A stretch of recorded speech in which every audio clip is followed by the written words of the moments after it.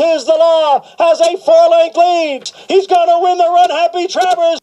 Courtland Simmons with you here at the CS Racing Report with a comprehensive recap of the 151st running of the Travers Stakes. Let's quickly break this race down as Uncle Chuck, trained by Bob Baffert, went out and set the early fractions, 23.65 for the quarter, 48.36 for the half as he controlled the pace with TIZ THE LAW sitting beautifully in second place. And then at the 3/4 mark where, Uncle Chuck posted a 111.95 for the 3/4 miles. This is when TIZ THE LAW began, after stalking beautifully, to slither up and impose himself on Uncle Chuck to see what he was going to do. And Uncle Chuck offered, really absolutely no resistance. He was already being hard ridden going into the turn, and TIZ THE LAW took over the race after, as I said before, stalking very nicely, took control on the turn, looked back. Manny Franco had a lot of horse and began to accelerate into those mini gears that he's got, drew off with a hand ride to win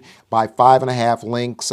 Again, he basically made his move on the turn where the mile was 136.42. Right at that point is when really, the race, if it wasn't over with on the turn, it was absolutely lights out from that point on. Caracaro came on to finish second. He was 2 lengths in front of Max Player, who was 2 lengths in front of South Bend. As you look at the rest of the order of finish, I thought that when going from bottom to top, let's start with the bad news. We can always chase it with the good. Uncle Chuck was a big disappointment. He got the pace scenario that he wanted with the fractions that we aforementioned. He faltered at the 3-furlong pole. He was already being hard ridden. His rider had no horse, and he came up completely empty in the stretch. Now, Country Grammar is even a bigger issue in terms of his run, because he got an inside trip compared to the Peter Pan, where he had to dart on the inside when Caracaro was making his move on the front runner in a race in which he stalked the pace, and then he came on to outdueled Caracaro in that Peter Pan. He got a better trip this time. He got an inside trip where he was in a stalking position behind Uncle Chuck and TIZ THE LAW. He was outrunning Caracaro and anyone else in that spot on the racetrack. And then when, even with the benefit of having an inside trip, maybe it was dead on the inside, he had no punch for the stretch run. And to be honest with you, he, along with the rest of the victims of TIZ THE LAW, really have no viable excuse as to why they got beat. They just got simply outrun by a horse that's basically a freak in TIZ THE LAW. Now, as far as South Bend goes, he's a grinder. We expected him to trail, and that's exactly what he did. He followed Max Player, who would eventually finish in front of him all the way around the racetrack, and he picked up, he came on in the stretch with a mile bid, and he picked up a few dead horses in the stretch and was able to come on, I thought, and run a decent fourth in this race, and it could put him in the Kentucky Derby picture. We'll just have to wait and see. As for Max Player, he was 6th all the way around there. His decision, they decided that they were going to sit off of any of the speed, even though it wasn't an overwhelming pace.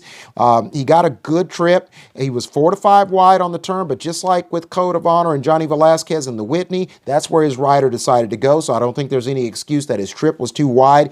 He had saved ground all the way around there. When he was asked to improve his stride, or he just was no match for the winner or for the runner-up for that matter. As for the runner-up, Caracaro, I thought that one of the biggest questions I posed in the preview pod was how the Peter Pan horses would perform. I thought Country Grammar, I used him in all the superfectas in terms of being the horse that you use. But Caracaro, he sat off the pace in this race. He decided there would be enough speed. He relaxed very, very nicely, made a brief threat at 2 points in the race at the 3-furlong mark and in the stretch at the head of the lane. Wasn't a threat to the winner, but he was clearly the second best in this race. Ran very, very nicely in the stretch. I thought he made a nice run, and it begs the question: was finishing 5.5 lengths behind the winner good enough to put him amongst the elite 3-year-olds to where he can be competitive in the Kentucky Derby, where his camp will say, look, we may not get the biggest part of the check, the biggest chunk of the check at Churchill Downs, but we could, maybe finish 2nd or 3rd and then build from that and go on to some other spots. And I think that's a logical way to perhaps look at this. Or is he just a horse that had a decent day and has no chance to factor in? Things are only going to get worse if they ship him to Louisville. So that's just going to be, one of those questions that all of you are going to to ask yourself, myself included, in terms of the runner-up in the Travers Stakes. But I thought he ran a good race, ran a smart race, and he just had more horse than a horse that he had lost to in a close decision in the Peter Pan, who got a better trip. So go figure that out. But one thing that you can conclude is that Country Grammar's Equibase speed figure, his top figure was 6 points lower than Caracaro. So I think that basically adds up to Caracaro having to run further for a longer period of time at a higher level, and also having to run just a tiny bit wide. And as I said, sustaining a run for a longer period, more than a quarter mile versus Country Grammar. So I think that's the reason why those numbers reflected. And it certainly, in the end, Caracaro was able to solidify those numbers by running very, very well in here. As for the winner, there really can't be more plaudits and praises you can put on him. He's just got an incredible turn of a foot, as they call it on the turf. Just a great rate of acceleration.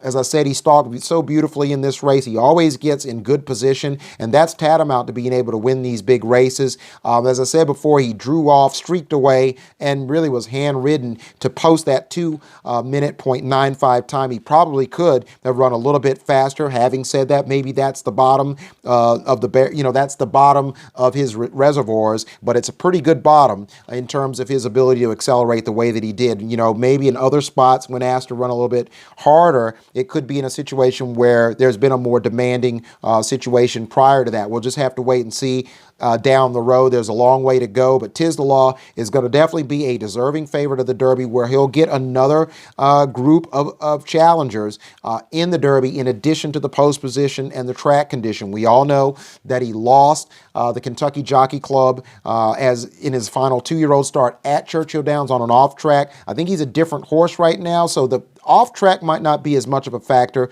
as so much as the traditional logistics and factors and obstacles that present itself for the Derby. The post position, how you get to the first turn, how the horse trains over the track, all those aforementioned things, in addition to the competition, which it doesn't seem like he has any whatsoever based on the way he's performing. But again, that will be a challenge going into the Derby at Churchill Downs in Louisville, Kentucky. He's definitely going to be the favorite, and deservingly so. He was absolutely spectacular in this race. But again, we'll see what happens. There's no such thing as a sure thing. But one thing is for sure, TIZ THE LAW is your 151st winner of the Travers Stakes. He is the champion of the Midsummer Derby. He goes to the Kentucky Derby as a comprehensive favorite for the Run for the Roses. TIZ THE LAW, trained by Barclay Tagg, ridden by Manny Franco, wins the 2020 Travers Stakes by 5.5 lengths over Caracaro, who is 2 lengths in front of Max Player, who finished 2 lengths in front of South Bend. TIZ THE LAW, the winner of the 151st running of the Travers Stakes. Take a look at him and another very, very special horse who won the Midsummer Derby. Here's a bonus and a look at 2 Travers Stakes superstars. TIZ THE LAW in front with 3/16 to the finish. TIZ THE LAW has a 4-length lead. He's left the others behind. It's TIZ THE LAW. He won the Belmont Stakes. He's going to win the Run Happy Travers. And now it's on to Kentucky as the favorite in the Derby. Here he is, Saratoga's hometown hero, TIZ THE LAW. It is Arrogate and Mike Smith. Oh, they've opened up a 6-length lead here with 1 furlong to run. They've left the field really behind. American Freedom and Gunrunner are fired behind Arrogate. What a commanding performance. He won the Travers by 12. Oh, what a race he ran today. American Freedom was second, Gunrunner was third, and Giftbox was fourth. In a final time of 1 minute 59.36 seconds, the fastest Travers ever, and a new track record.